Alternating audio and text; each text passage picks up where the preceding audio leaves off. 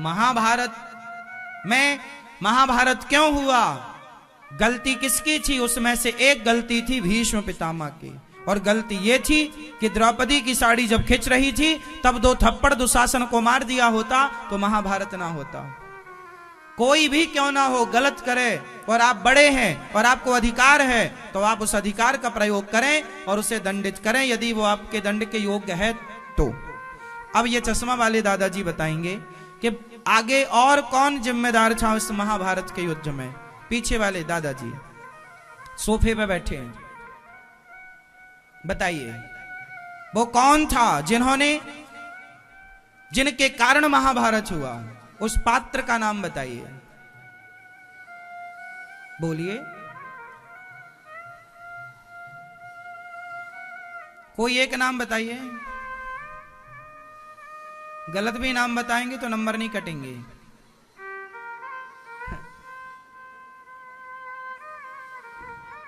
कौन? धृतराष्ट्र, सही है। गलती बताइए।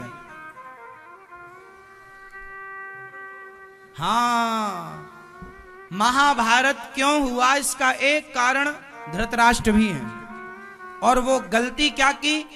पुत्र मोह। धृतराष्ट्र की सबसे बड़ी गलती है, अच्छा धृतराष्ट्र की सबसे बड़ी गलती है पुत्र मोह, और इससे भी एक बड़ी गलती है, और वो गलती है सही सही बंटवारा ना करना। सोचिए कि महाभारत का युद्ध क्यों हुआ? ये अधिकार की लड़ाई थी, प्रॉपर्टी की लड़ाई थी। भगवान कृष्ण गए थे पांडवों को रहने को 5 गांव दे दो। क्या बोला भगवान ने? 5 गांव दे दो। भगवान श्री कृष्ण चाहते तो उसी समय युद्ध का शंख नाद कर देते। अच्छा, पांडव राजा कहां के थे? इंद्रप्रस्थ के।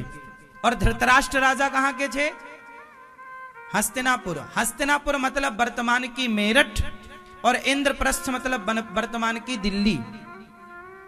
पांडव दिल्ली के राजा थे, उनको बंटवारे में दिल्ली दे दी गई थी, बंजर भूमि दी गई थी धृतराष्ट्र के द्वारा, पर पांडवों ने संतोष किया और उसे उपजाऊ बनाकर खूब बढ़िया वहां पे महल बनवाए। उस महल को देखकर दुर्योधन की आंखें चकाचौंध खा गईं, और उस समय उसने सोचा कि मैं पांडवों का धन भी हड़प लूं। उस हड़पने के चक्कर में उसने जुआ का षड्यंत्र रचा, और जुए में पांडवों की सारी संपत्ति जीत ली, और बोल दिया कि यदि तुम 12 साल का वनवास और 1 वर्ष का अज्ञातवास पूरा करके आओगे तो तुम्हारा जीता हुआ राज्य वापस दे दिया जाएगा। ऐसा धृतराष्ट्र ने घोषणा की।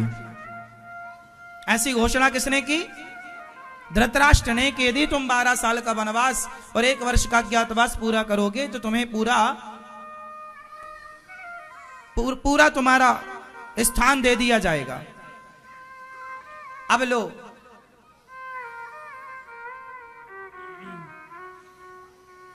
12 साल का वनवास लौटकर जब पांडव आए और 1 वर्ष का अज्ञातवास, तब पांडवों ने बोला कि भाई हमारा इंद्रप्रस्थ लौटाया जाए, तो दुर्योधन ने मना कर दिया। जब मना किया तब भगवान शांति दूत बनकर गए, और शांति दूत बनकर भगवान ने कहा, दुर्योधन वर्षों तक वन में घूम घूम बाधा विघ्नों को चूम चूम सह धूप घाम पानी पत्थर, पांडव आए कुछ और निखर। जीवन में जब संकट आता है, आपको कष्ट आता है, तो वो संकट वो कष्ट आपको और स्ट्रांग बना देता है, मजबूत कर देता है। पांडवों को उनके 12 साल के वनवास ने उन्हें और जीवन में दुख मिले तो घबराना मत, क्योंकि वो दुख आपको मजबूत बनाएंगे। सोना जब आग में उतरता है तो मजबूत होकर लौटता है। बोलो हाँ या ना? वर्षों तक वन में घूम घूम बाधा विघ्नों को चूम चूम सह धूप घाम पानी पत्थर, पांडव आए कुछ और निखर। सौभाग्य न सब दिन सोता है, देखें आगे क्या होता है। मैत्री की राह बताने को, सबको सुमार्ग पर लाने को, दुर्योधन को समझाने को, भीषण विध्वंस बचाने को भगवान हस्तिनापुर आए और पांडवों का संदेशा लाए। पांडवों का संदेशा लाए और भगवान ने सभा में बोला, दुर्योधन दो न्याय अगर तो आधा दो, दो न्याय अगर तो यदि पूरा ना दे सको ना तो तुम इंद्रप्रस्थ भी आधा तुम रख लो और आधा पांडव संतोष कर लेंगे। दुर्योधन दो न्याय, तुमने बोला था कि 12 साल का वनवास और 1 वर्ष का पूरा कर लेंगे, अज्ञातवास तुम्हें दिया जाएगा। 2 न्याय तुमने बोला था, 2 न्याय अगर तो आधा दो, पर इसमें भी यदि बाधा हो तो दे दो केवल 5 गांव, तो दे दो केवल 5 ग्राम, रखो अपनी धरती तमाम, हम वहीं खुशी से खाएंगे, परिजन पर असी न उठाएंगे, हम परिजन पर तलवार ना उठाएंगे, हम अपनों से युद्ध ना करेंगे, तुम 5 गांव दे दो। पर दुर्योधन वह भी दे ना सका, दुर्योधन वह भी दे ना सका, आशीष समाज का ले ना सका, उल्टे हरि को बांधने चला, उल्टे हरि को बांधने चला, जो था असाध्य साधने चला, जब नाश मनुज पर छाता है पहले विवेक मर जाता है, जब नाश मनुज पर छाता है पहले विवेक मर जाता है, विनाश काले विपरीत बुद्धि। भगवान ने तो समझाया था 5 गांव दे दो, पर दुर्योधन ने 5 गांव क्या बोला, मैं सुई की नोक बराबर जमीन भी नहीं दूंगा। यदि धृतराष्ट्र ने सामने आकर सही बंटवारा किया होता तो बताओ क्या महाभारत होता? जोर से नहीं होता ना।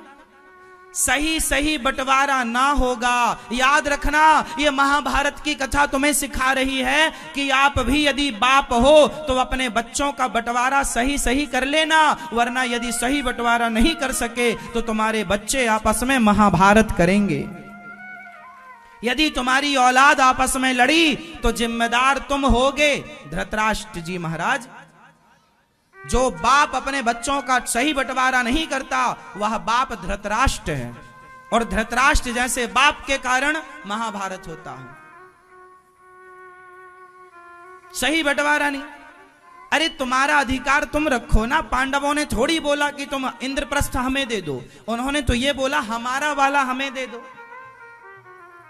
हमारा वाला हमें दे दो। अब आप अपना भी रख लो और अपने भाई का भी हड़प लो तो नाश होगा। भाई की संपत्ति रत्ती भर भी ना रखना। अपनी कमाई पर विश्वास करो, अपनी मेहनत पर विश्वास करो। किसी प्रकार से बेईमानी का धन, चाहे पड़ोसी का हो, चाहे भाई का हो, चाहे दुश्मन का हो, बेईमानी का एक रत्ती न रखो, वरना सर्वनाश होगा। इसका परिणाम दुर्योधन है, सर्वनाश हो गया उस जमीन जायदाद के चक्कर में।